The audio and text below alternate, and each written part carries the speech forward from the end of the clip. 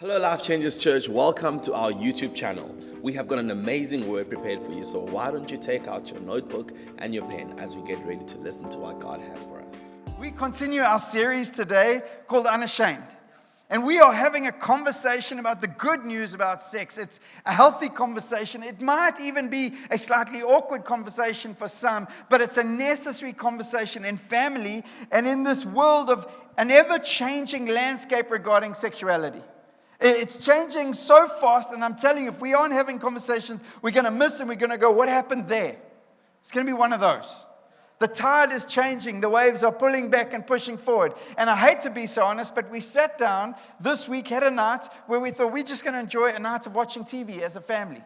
So we thought we'd start searching. When last did you search for a TV show that you thought would be edifying for your family and your young teenage kids? When last? Because we sat down in the first one. I just need to turn off the screen lock as I talk, if that's all right. Sorry. Epic fail. Whoa, what's happening? We sat down, and the first one was exciting, and we kind of thought it was really cool until we realized the highlight of the whole show was going to be a brother who'd come out as gay and the celebration of that thing. And that's not my conversation this morning. That's not what I wanted my kids to be spending their time looking at, if I'm being honest. The next show, we slipped across. We thought that was cool. And the first at the center was a lesbian wedding happening. And this was about 3 seconds later. And the third show, again, was someone processing their sexuality in a very different way. And I realized it's really hard to navigate as this landscape is shifting, and it's shifting fast. And what his problem is we become good at navigating chaos. And we have normalized chaos. We've normalized it. You know, it's that big turning circle in France, and they all go round and round. It's just, well, you just know when you get there, there's chaos. And everyone goes, well, it's normal. The problem is in the area of sexuality, we are normalizing chaos, and it's not helpful. And so it's a challenge because we need to engage this conversation, this talk, with theological faithfulness, meaning coming to the Bible faithfully, trusting God with everything and saying, God, your word and your word leading us, we're going to be faithful to your word. God is always faithful. He is always faithful. It's whether or not I choose to be faithful. And then to come to the same conversation with courageous love. Because we aren't talking about an issue. When I say the word homosexual, I'm talking about family to me. I'm talking about people I've known for 30, 40 years. I'm talking about people that I love. I'm not talking about an issue, a point, or a bullet point on a sermon title. I'm talking about people that I love and He loves, who are made in His image. But we got to do that with courageous love. And then why are we talking about it? Quickly to remind us again, to dispel ignorance. Ignorance is not innocence. They're very different. And so we got to deal with ignorance.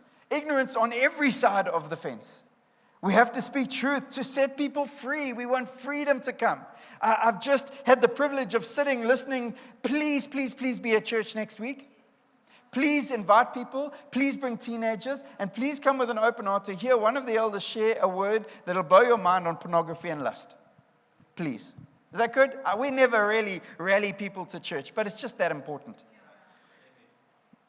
To remind us also, lastly, about biblical normality. Because what the world says is normal is so different to what the church should call normal. And I'm telling you, Colossians challenges us, Corinthians challenges us, we become desensitized in the world that we live in. We become, oh, that's just normal. No, it's a challenge.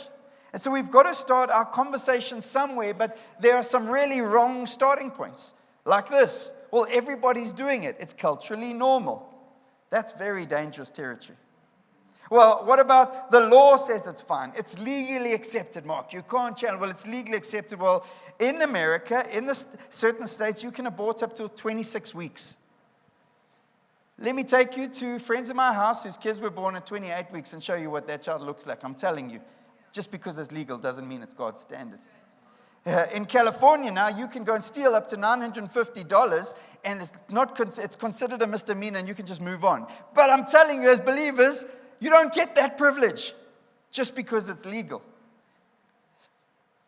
Relax, I'm not angry, I'm excited. They look the same often, I realize. But it says, well, they seem to be doing it and they're having fun. I promise you now, most of them are lying, and experience is not a good director for your life. It's just not. I'm going to move on quickly from that. Who am I to judge? So we sit on the fence of some non-opinion reality, and I'm not asking us to become the most opinionated people in the room. I'm asking us to become followers of Jesus. And that does demand an opinion, a thought, a belief. And so, well, Mark, that sounds very fundamental, and you're a bit of a fundamentalist. Well, I am. When it comes to Jesus, and what he said, what he continues to speak. And we challenged by Jesus in John 14. Jesus comes and says, I am the way. I am the truth. I am the life. So we don't get to choose which one we want of those. I need direction. I want Jesus the way, but I don't want the truth and the life. You get Jesus as Lord. And when you get Jesus as Lord, this is his call to you, follow me. He said it to his disciples. He's saying it to the believers of 2023. It doesn't matter how hard it is to follow him in 2023. And so we get to follow Jesus the way. How do you do that? You follow Jesus' way. He lays it out for us in his word. Faith and trusting Jesus is following Jesus' way. We get to follow Jesus' truth. That's why you don't get your truth. Sir, man. It's not your truth. That's the biggest load of hogwash that's ever come in and been socially accepted. It's rubbish when we believe in Jesus.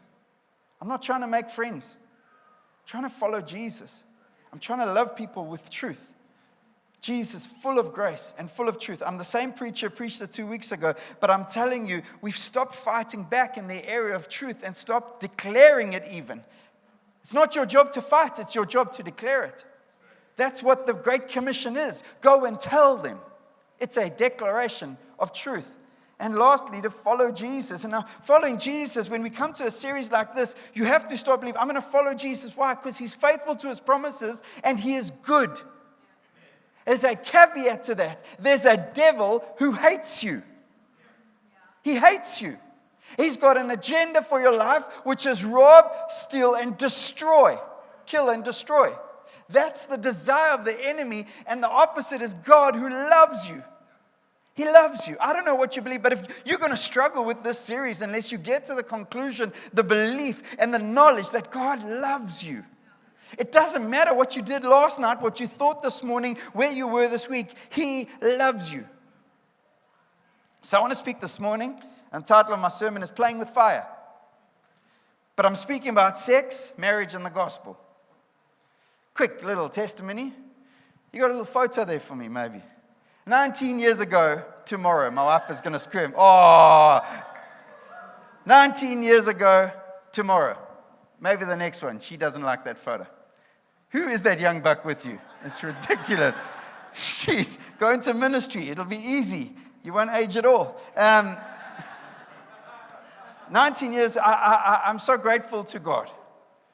But you got to know at that time to get married that young was crazy, and the industry I was in was crazy to people. But I believed in a God who had a design and a plan. And if I bought into his design, his goodness would continue to flow over me. And it has. And it has. Thank you. Love you. But the challenge is the church, when we speak about sex, it's often this sex is dirty. Sex is this something for the private. We don't talk about that in church. Save it for your marriage. What a blessing. Something dirty, no rubbish. Sexuality, as we've said, is designed by God as a way, I believe, to know him more fully. I believe also that knowing God is designed by God as a way to guide and guard my own sexuality. It is a fire that is designed to burn. So what if we decided, we're making some house alterations finally. It's been coming for about 4 years. So you got to decide a few things. You go, where's the kitchen? Well, let's just put it where the previous one was. Good call. That was easy. But then you realize we live in Cape Town and it gets cold. So we love a fireplace that works and doesn't smell up the room. So we want to plan our way. So you know what you don't do? You don't just go, well, we can just hoy a fire in the middle of the room. Bring some wood. Put a fire in that thing. And you just mount up the wood like you're in some wild zone with nothing to burn around, and it's just going to burn. No, that's how forest fires start. That's how houses burn down. That's how chaos comes. No, you go and you buy a fireplace. And there's lots of options, apparently, I've realized, and they're also not cheap. And you buy one that contains and creates a space for the fire to burn. And it has boundaries and limitations. It can't be put near electrical sockets or gas. It has a right place. And in that right place, when it burns, it brings warmth to all around. It warms up a house. It brings healing sometimes to souls that are a bit down. I don't know about you, but I can stare at a fire for ages. It's like my favorite thing when we go camping. Make a fire, everyone falls asleep, and I just stare at the fire. I know, weird. But my marriage and my sexuality is designed to be a fire that burns. I want to tell you that. It's designed to burn. And this image has been used by many more before me. But it's the challenges, and we've made statements like, well, we use that scripture in 1 Corinthians 7 verse 9, and the NIV reads it this way. But if they cannot control themselves, other interpretations, if they are burning, they should marry. For it is better to marry than to burn with passion. The challenge is not a very good translation from the Greek. A better translation, the Amplified say, but if they do not have sufficient self-control, they should marry, for it is better to marry than to burn with the passion. See, self-control is one of the fruits of the Spirit. We actually got better self-control. It's not saying just get married because you can't control your sexuality. It's saying actually grow in your self-control, but understand that there's a burning happening. There's a burning, and God designs it. And so we get to decide where and how we throw the coal on, we throw the wood on, we throw the tinder on. We get to design. I would present to you as we navigate a bigger issue of sexuality and we start jumping into marriage that I get to design whether I should or shouldn't throw the fire. If I'm sitting and it's late at night and I'm moving away from a fire with overhanging trees, I don't go throw 30 logs of wood on and go to my tent and fall asleep. That's how you start forest fires. That's why they have limitations of where you can and can't have fires in our city, because we have an issue with fire spread and wind. That's why we need wisdom when making these things. But it's the same thing in my sexuality. What am I doing when I'm sitting down and think I'm going to have to read a book at night? I could pick up Gabe's Agatha Christie, or I could pick up 50 Shades of Grey. I would present to you 50 Shades of Grey is a log for fire to burn in your head and heart. Trust me, ladies, no guy can afford a helicopter flight through the city. I just saw the advert. I think, immediately, that's not real. So, The Bachelor, I had to even go Google because I've heard it around. What's it? Love Island, where they park on an island and see if they can resist each other or run at you. I'm not quite sure what the agenda is. But I would present to you that is logs, firewood, to burn. And so God says, actually, I'm not quite on this issue. I was there at the beginning. I put a plan in place. It's got parameters, it's got purpose, and it's got design. But at the issue of that parameters, purpose, and design, and understanding those things is, do you believe that God loves you? Do you believe that He's good? Do you believe He designed sexuality? And do you believe because a good God who is good and He's a good designer designed something good in its place and purpose? Because if you don't, you're really going to struggle with what the Bible says about sexuality. And I know this because we've done sex series before and people have left our church. Actually, a number of them. And the challenge is this: don't you love me? No, I do. That's why I'm preaching it, because the devil hates you. He hates you. And when I understand that, and I know the only way through is truth. The issue of marriage is urgent right now. Now, you'll say, but there's more urgent things. I'm telling you, the presentation of family with marriage at the center of that design is a reflection pointing to the Trinity, to who is God more than almost any other sign and wonder. So we need great marriages. And you know what we also need? We need great marriages with great sex lives. Honestly, the church leading the way. Come on, church. It's cold outside, people. There's just a huge chasm between the biblical version of marriage and how humans see it. I want to give you something of a definition. The Bible view of marriage, number one, is God-given. Oh, but it's just a piece of paper and it's just a thing of the land. No, it's not. It's God's given. It's the wedding and the beginning and God's design in Genesis, and it's the wedding that will come, and it's Jesus' reflection saying, I'm using the image of myself as a bridegroom coming back for my bride. It's that important. It's not just something man made up. And so we start having, well, marriage is hard right now. We start thinking, oh, maybe I made a mistake. It doesn't matter who you are. It matters who God is.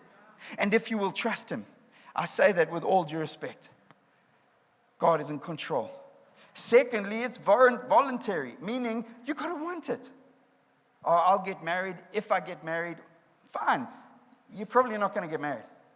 Because I'd also love a six-pack, but if I don't sign up for that thing, it's not going to just happen. No, you got to want it. You got to desire it. It's a gift. So it means, and I'm telling you, as I meet more and more young people, it's one of those, well, we'll just see what happens. I'm telling you, I want to push you towards the side of, I really want what God gives. Not because it in itself is an idol or because singleness is some kind of secondhand Christianity. Not at all. That is rubbish. But because God gives good gifts. And I trust him. And I've just lost everything of my notes. There we go. It is sexual. A part of the miracle is two become one, and they are designed as one flesh. It is sexual. And so that means if your marriage is a little bit asexual these days, you've got to get it back there. It means some of those tough conversations has to happen. It means some of those insecurities have to bow their knee to the glory of Jesus. And I'm telling you, there's a mandate for marriages to be together sexually. There should have been a lot more amens to that. So I'm just going to keep preaching and believe that in your heart you were amening. Just saying. Come with me, Henry. Come, I need to hear you, buddy. And I would say to you as well, it needs to be public. Everyone, this ring that I wear, although I've lost about 37 of them, every one of them touts to everyone watching, she's my wife. She's the desire, and my fire that burns is for her. God put that design in place. And I would present to you, and here's where the challenge, it's between one man, and I'm not confused what a man is, and one woman. What about homosexual marriage? It's not my design. It's not my choice. Do I know people homosexuals who are married now, and do I love them as friends? Yes, I do. Do they know what I preach? Well, they're going to find out on social media very soon, and I have before, because I've preached about this multiple times before. But my love for them is not buying into a worldly idea of something. My love for them is submitting and surrendering and trusting God. It's the greatest love I can have. Well, what about inclusive versus exclusive marriage? And it's quite popular to have these open door marriages no, not God's design. You can make a fire anywhere, but then deal with the fallout. If you're wanting to call in the firemen and see if they can save your house, that's fine. I just want to risk it. But it's committed. We're not married, but it's committed. We're not making that decision. Well, someone wants an out. Number one, I'll tell you that's the true, honest option. Number two, it's not God's design. We keep throwing at us the church because it's God's design issue. There's a lot of things in the Bible that I would go, oh, God, maybe I would. It doesn't matter what I think. It really doesn't. I get to choose to follow Jesus, the way, the truth, and the life. There's no more greater topic than sexuality to test our surrender and trust of God. I'm telling you, there just isn't. That's why every point and every issue we preach about, whether it's pornography and lust or whether it's marriage, it's about, is God God? And the purpose? Well, it's clear. The mission of God. The mission of God. Yes, your joy is part of the factor. Yes, we get to have kids. Yes, we do these things together, but ultimately, God's calling us to play a part in his mission, and one beautiful part of that is marriage. The problem is there's this new normal where marriage is archaic, it's limiting, it's a failed institution, a broken concept, and a killer of fun. Part of that is because the church haven't done a good job at presenting marriage. We haven't. The stats aren't that different out of America about what marriages look like, what divorce looks like. They aren't that different, what pornography usage looks like. They're not that different. We are called to be different. People should come into our homes and not go, wow, your fireplace. They should go, wow, the fire in your marriage. She is the object of my desire. From the very first day I met her, it just took her a bit longer. But that photo, my whole heart goes burning. Every part of me. By the grace of God, this is the only woman that I've ever made love to. By the grace of God alone.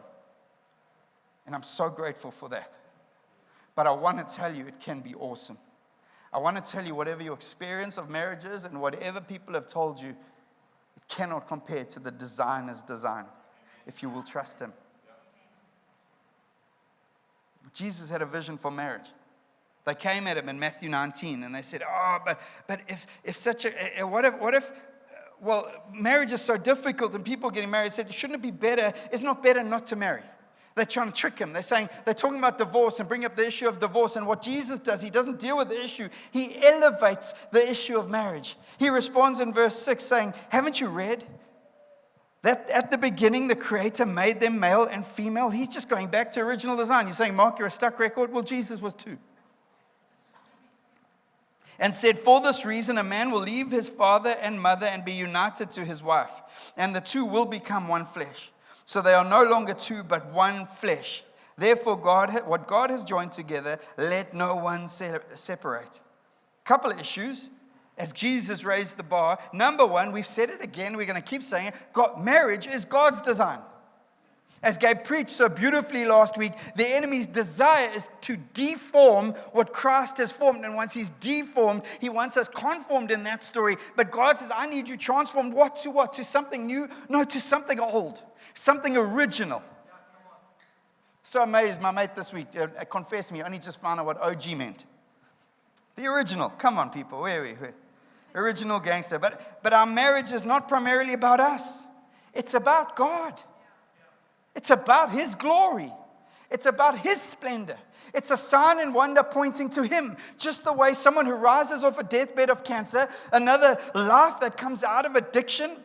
And I see one preaching this morning, my life and my marriage is a sign and wonder to a watching world. First and foremost, your children. I've got 3 sons. Who are they going to learn how to respect and love a woman other than me? Is it going to be social media? Is it going to be the mates at school? Is it going to be the teachers? Is it going to be the idea of the day? Or will it be their father who will show them how to love his wife? It's my responsibility. I can't abdicate it to another. Secondly, marriage is a covenant relationship of one flesh. And I don't have time to adequately present covenant. But covenant means it's something holy. Covenant, it means that God is in it. Covenant means you don't just get to walk away. Covenant means you fight. Covenant means blood has been spilt so that your blood doesn't have to be. Covenant means something more than I'm out. It doesn't work for me anymore. It says this in Genesis 2, for this reason a man will leave his father and mother, mommies and mother, he'll leave you. Let him leave you and her and be united to his wife. Become united, one. It says, and the two will become one flesh. And I just wanted that one flesh is a posturing and a pointing to a sexual union as well. Not just a financial partnering. Not just an emotional benefactor of my good EQ. No, my sexual partner for life, because God designed something. He put a fire inside of me and it's meant for someone. It's meant to show someone something of God.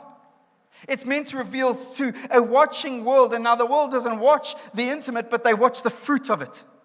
You'll be known by your fruit. Ephesians 5 presents a picture as the apostle is speaking and writing to anyone who would consider. It says, for this reason a man shall leave his father and mother and be joined to his wife, and the two shall become one flesh. Who said that? This is a great mystery. A great mystery. So I'm speaking about Christ in the church, but this great mystery, why is it such a great mystery? Why? Because we are living in a world that's obsessed with self. So the idea of giving yourself for someone else, laying yourself down, is a mystery to a world that is obsessed with themselves. I'm telling you. And we have to do some assessment and go, am I too? Autonomy. We are obsessed with autonomy. We're obsessed with the idea that I'm the ruler of my story. No, you're not. You're buying into a mystery. We have shrines of television and cinema where these rom-coms play out and movie stars present something that is not real. It's just not real. Now, marriage is going to have seasons, like everything in life. And some are going to be good seasons, some are going to be tough seasons. And even your sexuality will seem to have seasons and be implicated by that. And you're going to learn to navigate that. And what do is you manage your fire. It's not my job when I go to a campsite of 100 campsites to manage your fire is looking a bit small. Put some more coals on.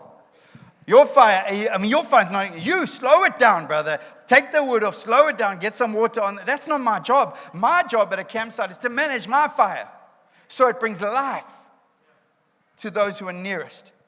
And lastly, I'd present this. And this is where it gets challenging. Sex was designed for marriage. It's a mystery, but a glorious one. And the challenges of 2023 is we live in a world where more babies are born out of wedlock than in. Don't need to tell you how that happens, but it involves sex. And it's this man-made thing. Oh, and the challenge, but we love each other. And why does it have to be a man and a woman? Can it be a cis man and a cis woman, or this kind of all these conversations? Stop the conversation. Stop the reacting and start worshiping and fixing your eyes on Jesus. And I promise you, you will have the courage and strength to walk this journey with love and courageous love and theological faithfulness. It is possible. But Mark, it's costly, this marriage thing, the wedding and all this stuff. No, don't go into debt to get married. But I promise you now, honor God, and He is faithful. And I'm jumping ahead a little bit as we navigate, but what about sex outside of marriage? Well, Hebrews 13 challenges both in marriage and out. Marriage should be honored by all, and the marriage bed kept pure, for God will judge the adulterer and the sexually immoral. What about sex outside of marriage? Well, I would present to you, as I have done it, but let me say it another way. Sex and singleness are mutually exclusive when it comes to God and His Word. And the Bible presents that any sexual contact outside of marriage is called, what the Bible uses, word like sexual immorality. A guy named Michael Lawrence wrote this: inside marriage, sex is like a good steak dinner. It not only tastes good, but it is good for you and builds up a marriage. Outside of marriage, sex is like candy. It might taste good, but it does not last, and a steady diet of it will make you sick. Sick in your soul and sick in your relationships with women. That was written to men. But sexual immorality is not this high standard that the church stand on because we're trying to be different. Sexual immorality is what is morally right and wrong to God. Not to us. Not to the church. Not to, where do life changers want to be on the sexual continuum? That's not a conversation. There's just God's design. So as we face the reality, we need to deal with it vulnerably, and we need to come courageously to this thing. Paul wrestled this. As he presented in 1 Corinthians 6, says, all things are lawful for me, but not all things are profitable. All things are lawful for me, but I will not be able to be mastered by anything. The challenge is sexuality can master you. You just need to know, have you ever met someone in sexual addiction? They're doing what they don't want to do. They know it's causing chaos. He says, food for the stomach and the stomach for food, but God will do away with both of them. Yet the body is not for immorality, but for God, and the Lord is for the body. Now God has not only raised the Lord, but also raised us up through His power. I think I put a different version there. But here's the challenge as we navigate this. We're not called to be mastered by anything, which means the only way to navigate my heart is not to fight and suppress the battle and the burning. You try stop a fire. It's not easy. You've got to suck all the air out of it. That's the easiest way to kill a fire. What about breathing in the air of knowing God? What about fixing your eyes? That very scripture Gabe read, which is in Ephesians, Jared, not Colossians. Saw Jared trying to find that one in Colossians. But that fire of fixing your eyes on the Father, of growing, ever increasing revelation of the Father. I promise you, it is the way to navigate our souls. So what is our connection or relationship with sexual immorality? Well, here's the challenge in Ephesians 5. But among you, who's you? Use you. You. Us. But among you, there must not even be a hint of sexual immorality or of any kind of impurity or of greed, because these are improper for God's holy people. Let's just move past impurity, greed. There's some other things we shouldn't have a hint in as well. But sexual immorality is a challenge. There's not even a hint. A hint. You don't need a lot of... I hated coffee for most of my life. And if someone stirred a coffee with the spoon and then put it in my Milo, I could taste that spoon had been in, because there was a hint. Bad example, but I hope you get it. Some points about sexual immorality as we go fast. The world and God will not agree what is sexually immoral or moral. They just will never agree. They have never agreed and will never agree. And you as a believer need to choose. Because confusion leads to chaos. It says in Romans, for although they knew God, they neither glorified him as God nor gave thanks to him, but their thinking became futile and their hearts, foolish hearts, were darkened. We just fall there when we allow ourselves to be confused. God is not confused about what is sexually immoral or not, and he lets us know, both in his Old Testament, New Testament. Oh, Mark, that's very Old Testament. You're quoting from Leviticus. No, cheapers. Let's go to Ephesians. Let's speak Paul's writing and see how challenging it is. Understand this, because we love to blame someone else, our culture, it's our world. Understand, sexual immorality comes from within us. You can be isolated from the world for 20 years, and I promise you'll still find ways. It says this in Mark 7, verse 21, for from within, out of men's hearts, come evil thoughts, sexual immorality, theft, murder, adultery, etc. I want to tell you it's a result, as Gabe preached last week, of our fallen, sinful nature. It's a result. There's a result. And we need to come back to the healing that God has for us. Two more things. Your body was meant for sexuality inside of God's plans. Oh, Mark, but I'm burning. I've got passions, desires. Yeah, we can have honest conversation about how to navigate that, but it doesn't negate the fact that you have to navigate it, because a fire uncontained, without parameters, without a boundary, causes chaos. It causes chaos. And you know what? It affects others. Brings destruction. And I want to tell you, as you'll be told many times in this series, our journey is not to stay and fight. This is not a Rocky movie. I'm going 12 rounds with lust. And I'm talking to husbands. I'm talking to wives. I'm going to go 12 rounds. I'm going to defeat my search history. I'm going to keep going. Look at me duck. Whoa, had a good weekend this weekend. No, you can't do that. The Bible gives one instruction, 1 Corinthians 6, verse 18, flee from sexual. Don't fight it, flee. You aren't Rocky Balboa. There is no Adrian. It's not happening. You're just called to run, more like Joseph.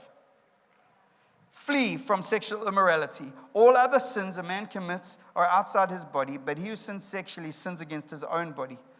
So how do we live this life, church? The unashamed life, where we understand what marriage is for.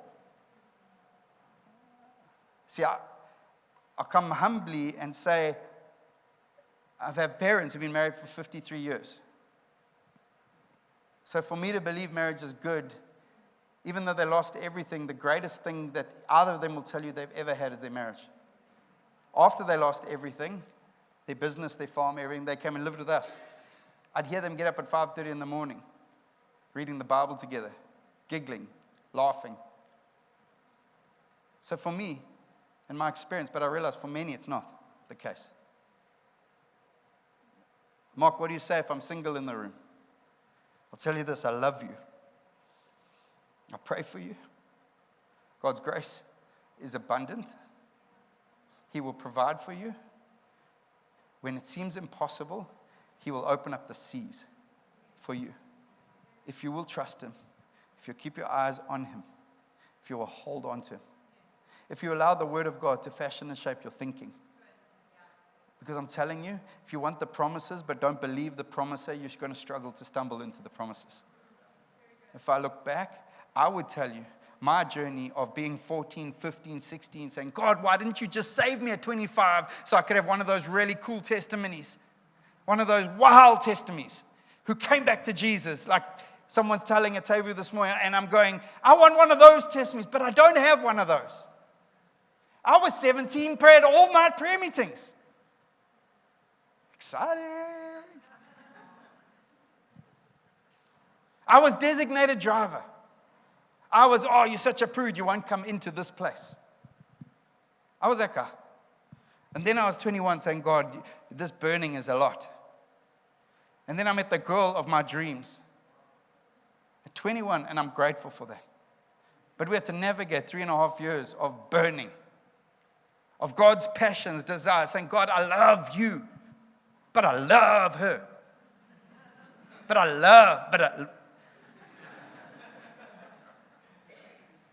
Stay in community. Stay in community. Fight your battles together. Get people around you. Ask them for help. Be vulnerable. Confess to God and confess to each other. Fight what is normal in the world by submitting to what is normal in the Bible. Fight to trust Him. Because as Gabe says often as we preach for years, it's on the other side of great obedience where we'll see great inheritance. Met his wife in church, trusting God, even though she left him for a while. And that's a complicated story. Maybe go, this is a better story. Yours is complicated. But I watched this man love God for years. Love God. God provided supernaturally to the point that Fiona was on band that week. Didn't say Gabe didn't have a hand in it. So to the singles, I'll tell you, I'm not going to say this is going to be easy. I'm not going to say you're going to feel like everyone else. I'm not going to say there aren't going to be moments and times where you're going to want to throw it all away. But I will tell you, I've seen people who the enemy cut in on. I will tell you that there were friends of mine far more gifted and graced, and this area cut in on them. And they struggled to trust Jesus in this area.